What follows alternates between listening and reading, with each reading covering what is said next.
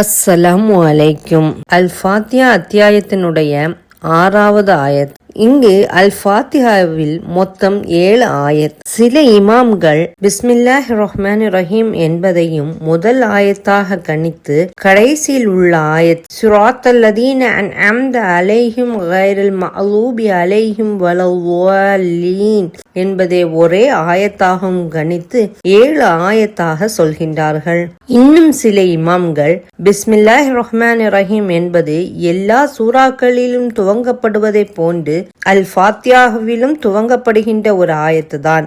அதனை ஆயத்தாக கருதாமல் ஸிராத்தல்லதீன அன்அம்த அலைஹிம் என்பதையும் கைரில் மக்லூபி அலைஹிம் வலல்லாலீன் என்பதையும் இரண்டாக பிரித்து 6, 7 என்று கொண்டு வந்து அல் ஃபாத்திஹாவிற்கு 7 ஆயத்துகள் என்று சொல்கின்றார்கள். இங்கு நாம் முதலில் ஸிராத்தல்லதீன அன்அம்த அலைஹிம் என்ற வசனத்தை பார்ப்போம்.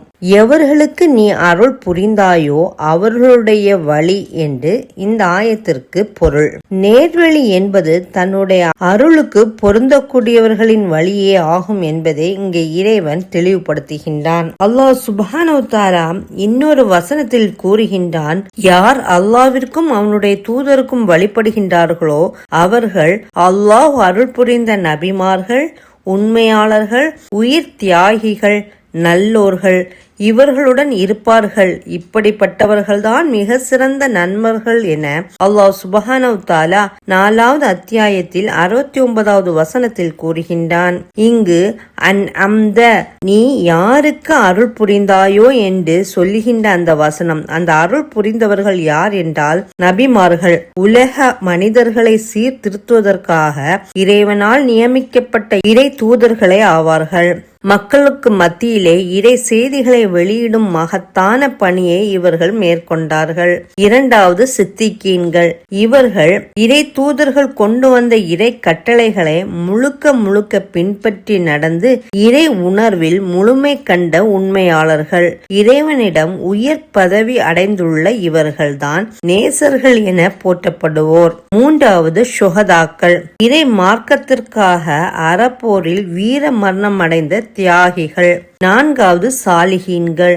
இவர்கள் மார்க்க நெறிமுறைகளை கட்டாய கடமைகளான ஃபர்லுகளையும் உபரி வழிபாடுகளான நஃபில்களையும் செயல்படுத்தி நற்பெயர் பெற்ற நல்லோர்கள் ஆவார்கள். இந்த 4 பேர்கள் எவ்வாறு இந்த துன்யாவில் நீ வழி நடத்தினாயோ அந்த பாதையில் எங்களையும் நீ வழிநடத்துவாயாக என்று நாம் துவா கேட்க வேண்டும் என இவ்வசனம் கூறுகின்றது. இந்த 4 வகை சான்றோர்களும் சென்றுள்ள பாதையே நேர்வழி என இறைவன் இனம் காட்டுகின்றான். திரு குர்ஆனையும் நபி வழியையும் படித்து உணர்வதுடன் மட்டும் அல்லாமல் அதில் பக்குவம் அடைந்த நிபுணர்களை அணுகி அவர்களுடைய அறிவுரைகளையும் நாம் பெற வேண்டும். இந்த வசனம் நமக்கு அல்லாஹ் சுப்ஹானஹு வ தஆலா இந்த 4 பேருக்கும் எவ்வாறு நேர்வழிப்படுத்தி நேரான பாதையில் செலுத்தினானோ அந்த பாதையில் நம்மையும் ஆக்குவானாக என்று நாம் துவா கேட்க வேண்டும் என்பதை இந்த வசனம் நமக்கு சொல்லித் தருகின்றது. அஸ்ஸலாமு அலைக்கும்.